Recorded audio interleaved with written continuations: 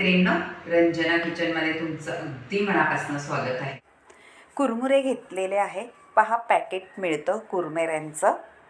छान असं healthy recipe आहे. आता कुरमुरे आपण छान चाळून घ्यायचे आहेत. चाळून याच्यासाठी घ्यायचे आहेत का त्याच्यामध्ये कुठे कचरा किंवा असं काही भुगा असेल तो बाहेर पडेल आणि छान स्वच्छ कुरमुरे आपल्याला मिळतील. आता चाळून सगळे मी घेते. पहा, आपले आता कुरमुरे मी चाळून झालेले आहेत. आता मी एक गॅसवर पॅन ठेवणार आहे. पॅन मोठं ठेवणार आहे. त्याच्यात तेल घालून घेतलेलं आहे आणि मोहरी आणि जिरं हे तडतडायला लागलं का आपल्याला त्याच्यामध्ये हिंग घालायचं आहे. हिंग घातल्यानंतर छान कढीपत्ता स्वादासाठी तडतडायला लागलेला आहे आणि कुरकुरतेही होतो त्याच्यामध्ये तेलामध्ये. सगळं व्यवस्थित मिक्स करून घ्यायचं आहे. आणि आता आपल्याला त्याच्यामध्ये अजून एक पदार्थ घालायचा आहे. पहा, मी हळदही घालून घेतलेली आहे. आणि आता पटकन कुरमुरे घालायचे आहे म्हणजे आपली हळद जळणार नाही. कुरमुरे छान असे आपल्याला घोळून घ्यायचे आहे हळदीच्या याच्यामध्ये, कारण आपण मुलांसाठी आता सुट्ट्या लागणार आहेत मुलांना आणि असा आपण एक नाश्ता करून ठेवायचा आहे. आणि तो कसा करायचा आहे तुम्ही पहा. कुरमुरे छान घोळून घ्यायचे हळदीच्या याच्यामध्ये आणि पटापट हलवायचं आहे. कुरमुरे जळता कामा नये. गॅस थोडा स्लोच ठेवायचा. आपले कुरमुरे एकदम हलके असतात, पातळ, ते पटकन जळू शकतात. असं सारखं हलवत राहायचं आहे आपल्याला आणि छान कुरमुरे कुरकुरीत करून घ्यायचे आहेत. सगळीकडे हळद लागलेली आहे. पहा, मस्त कलर आलेला आहे कुरमुऱ्यांना. आपण हे कुरमुरे असेचही खाऊ शकतो.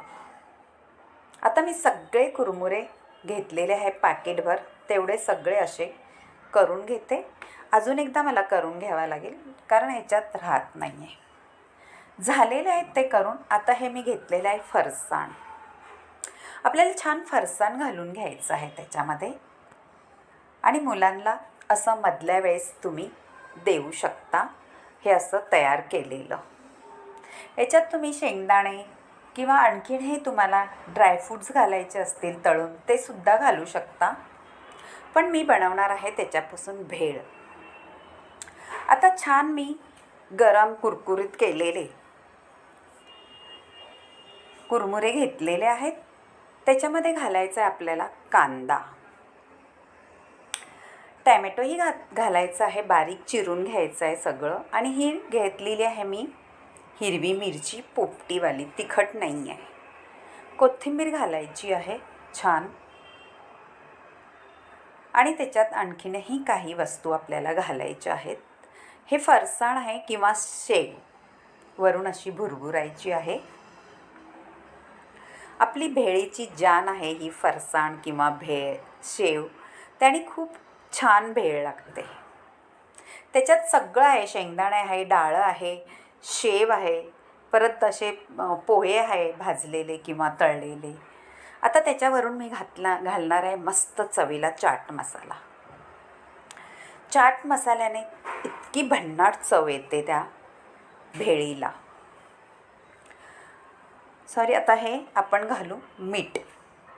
मीठेचंही तेवढंच चव येते त्याला, कारण वरून आपण सगळं हिरवी मिरची घातलेली आहे त्याच्यासाठी मीठ घालायचं आहे. आणि सगळ्या पदार्थालाही छान मीठ लागल्यानंतर चव भारीच येणार आहे.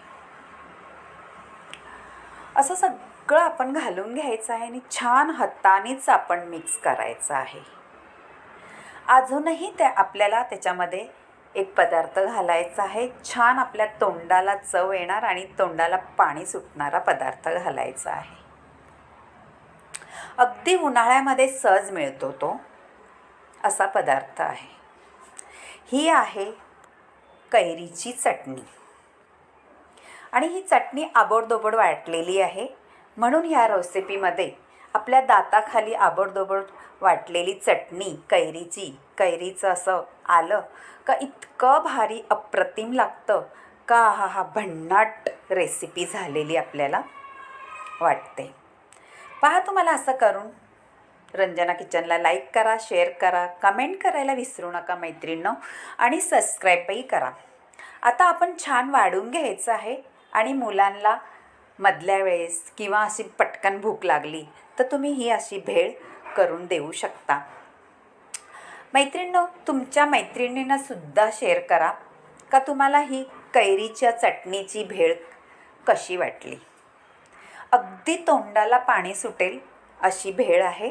करून पहा आणि नक्की मला कळवा तुम्हाला ही कैरीच्या चटणीची भेळ भारीच झालेली आहे आणि चवला एकदम भन्नाट झालेली आहे. आता आपण वाढून घेतली आहे तरीसुद्धा वरून छान कांदा आणि टमॅटो घालायचा आहे आणि त्याच्यावरती आपल्याला थोडीशी शेव किंवा असं कोथिंबीर छान दिसते पण आणि खायलाही तेवढीच अप्रतिम वाटते. बाहेरच्या भेळीपेक्षाही तुम्ही घरी करून पहा भेळ किती मस्त लागणार आहे. आता थोडीशी शेवही भरभरून घेते त्याच्यावरती. दिसते का नाही? गाडीवरच्या भेळीपेक्षाही भन्नाट अशी भेळ झालेली आहे आपली. नक्की करा आणि कमेंटमध्ये कळवा. वरून थोडासा चाट मसाला, मीठ ते सुद्धा घालू शकता. आणि रेसिपी भारी झालेली आहे आणि झटपट झालेली आहे आणि मधल्या वेळेस कधीही तुम्ही खाऊ शकणारी अशी रेसिपी आपली झालेली आहे. बाय मैत्रिणींनो, भेटूया आता पुढच्या छान एखाद्या रेसिपीमध्ये आणि नक्की करून पहा आणि तोंडाला तर नक्की चव येणार आहे अशी आपली भेळ झालेली आहे. आणि मैत्रिणींनाही शेअर करा. बाय.